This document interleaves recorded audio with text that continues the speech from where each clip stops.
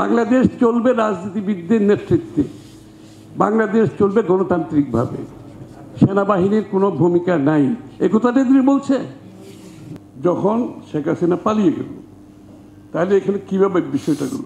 ছাত্র জনতার আন্দোলন, সমস্ত রাজনৈতিক দলের আন্দোলন এবং আর্মি এটাকে ফ্যাসিলিটেট করেছে শেষে। এটাই তো শেখ হাসিনার প্রস্থানের ঘটনা। এবং আজকে যিনি যারা বসে আছেন, ডক্টর ইউনূস সহ সবাইকে এই তিন শক্তির সমর্থনে সবাই ঐক্যবদ্ধভাবে ওনাদেরকে এখানে বসিয়েছে। আর শেখ হাসিনা যখন আন্দোলন তুঙ্গে, সমস্ত দেশের মানুষের একটা শঙ্কা ছিল আর্মির ভূমিকা কি হবে, সেনাবাহিনীর ভূমিকা কি হবে, তাই না? যে সেনাবাহিনী না শেষ পর্যন্ত না আসলে তো কোনো আন্দোলন সফল হবে না বাংলাদেশে, আগেও এখন সবাই অপেক্ষা। সেনাবাহিনী প্রধান বক্তৃতা শোনার জন্য সারা বিশ্ব বসে আছে, সেনাবাহিনী প্রধান কি বলবে?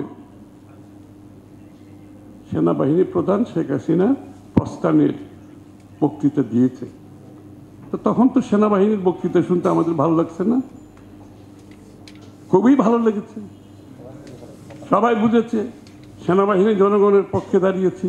তখন ওনার বক্তৃতার চেয়ে আর কোনো ভালো বক্তৃতা তো আমার সামনে আসার দরকার নেই, সেনাবাহিনীর বক্তৃতার জন্য অপেক্ষা।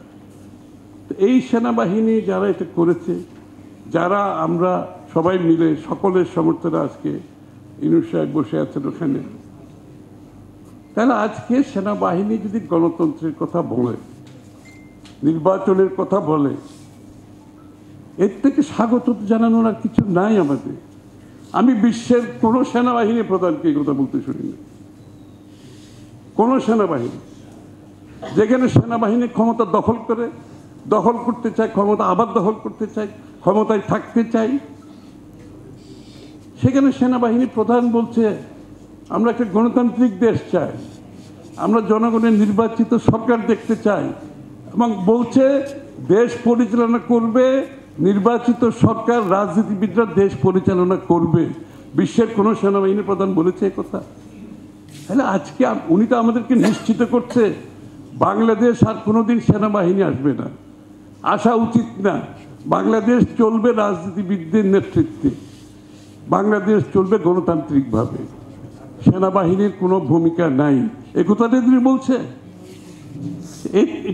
এটা তো সমস্ত জাতিকে ভালোভাবে নিয়েছে যে সেনাবাহিনীর থেকে এটা আসছে।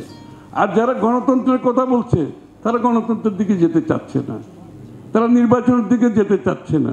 তারা কি চাচ্ছে? ওই শেখ হাসিনা যে দোহাই দিয়ে ক্ষমতা অব্যাহত রেখেছে, একই তো।